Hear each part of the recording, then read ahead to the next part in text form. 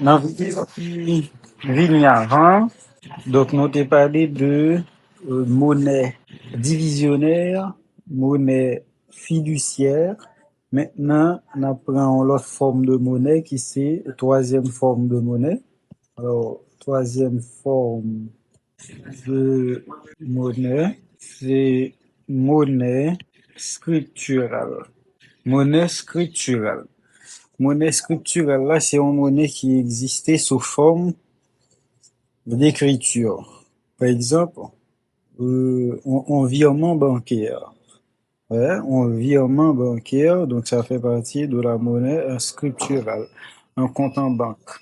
Un compte en banque également, ça fait partie de la monnaie scripturale.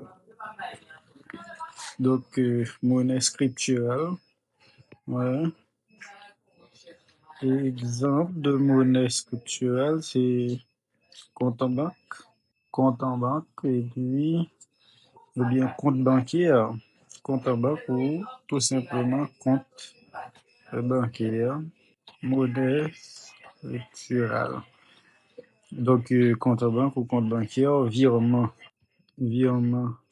Ouais, virement bancaire. Donc, c'est-à-dire, donc, forme monnaie scripturale là, c'est un simple forme monnaie qui est existé par, disons, un simple jeu d'écriture. C'est jeu d'écriture que monnaie scripturale là, li fait. Euh, donc, maintenant, on a passé à la quatrième forme de monnaie, hein, qui c'est, on dit quatrième forme de monnaie, qui c'est la monnaie électronique. Monnaie électronique. Donc, c'est une monnaie électronique, yo, de nos jours, monnaie électronique, yo plus en vogue, ouais, contrairement à dans les années 80, donc pas de gagné.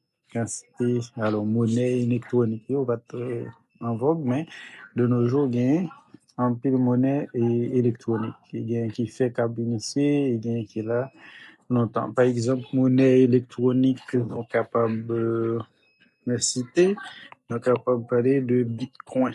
Ouais, l'autre type de monnaie est donc électronique que nous avons cité, bon, généralement c'est Bitcoin, hein, qui est plus connu. Mais c'est par exemple en carte de crédit, ouais, carte de crédit, carte de débit, etc. Alors, pour nous parler de monnaie électronique, la monnaie électronique, là, c'est une forme de stockage de monnaie. Alors, c'est le fait que vous stockez monnaie à sous forme électronique par divers moyens. Donc, par exemple, carte de crédit, téléphone, tout ça, tablette, etc.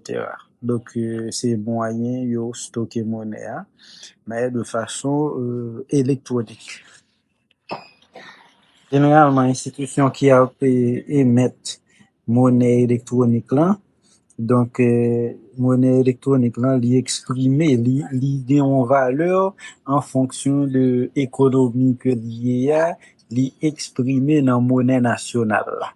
Donc, yo évalué, par exemple, si on prend Bitcoin, hein, dernièrement, Bitcoin a été augmenté, et un Bitcoin, ouais, il était vaut plusieurs milliers de dollars. Donc, ça signifie que, donc, ouais, Bitcoin, hein, yo évalué en dollars, non monnaie quelconque. Ouais. Ça qui est différent de l'argent, euh, l'argent liquide là, ou bien, disons, monnaie fiduciaire, ou bien monnaie divisionnaire, c'est que yo même, yo gen une valeur, et que valeur, c'est vrai que on peut parler pour convertir dans l'autre monnaie, là, ça va parler de taux de change. Ça qui est différent pour monnaie électronique, hein, qui lui-même est exprimé dans yon monnaie, en fonction de monnaie nationale. Motif de détention de la monnaie. Pour qui ça, on est obligé de gagner l'argent même. Motif de détention Motif de détention de la monnaie. Motif de détention de la monnaie. Motif de détention de la monnaie. Donc, pour qui ça, on moun obligé de gagner l'argent dans mail? Bon, motif principal là, c'est pour moun nan acheter, pour le payer transaction que l'a gagné pour le faire. Ouais, donc c'est pour ça, on moun obligé de gagner l'argent. Maintenant, selon John Maynard Keynes, il y a 3 motifs de détention de la monnaie. Selon John Maynard Keynes, selon John Maynard Keynes, gagner 3 motifs de détention de la monnaie. 3 motifs.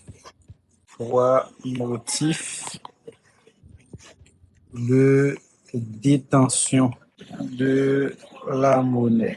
Alors, motif de détention de la monnaie selon motif de détention de la monnaie selon Keynes, 3 motifs ça yo. Trois motifs ça yo, nous capable dire.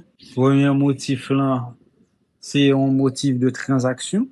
Motif de transaction, puisque c'est un motif de transaction, c'est-à-dire, et que pour agent économique là, arriver payer transaction que l'a bien pour le faire, achat que l'a fait. Eh bien, pour que arrive vers ça, c'est obligé de gagner l'argent dans le donc, motif de détention de la monnaie. Premièrement, nous avons un motif de transaction. Deuxièmement, nous avons un motif de précaution. Motif de précaution. Un motif de précaution. Eh bien, c'est pour que mon arrive faire face aux imprévus, aux situations imprévues, aux besoins inattendus. Eh bien, pour que mon nan fait face avec ce genre de situation, ça, il est obligé de gagner l'argent dans main. Il est obligé de mettre un petit cop de côté pour si toutefois, ben, ça arrive. Pour si un accident arrive, parce qu'on pas prévoir, faire accident. Pour si gon maladie, ouais, on famille, c'est au son pierre de famille, on petit monde malade, ou doit un petit cop de côté pour résoudre problème ça yo. Ouais, donc ça c'est motif de précaution. Et motif de spéculation. Motif de spéculation. Motif de spéculation, c'est un objectif pour effectuer des placements dans le futur. Ouais. Donc, puisque au besoin, par exemple, faire des investissements, ouais, dans le futur, eh ben, ou obligé épargner, ou obligé gagner un petit cop que vous mettez de côté. Ah ben, ça, c'est motif de spéculation. Voici les 3 motifs de détention de la monnaie selon John Maynard Keynes.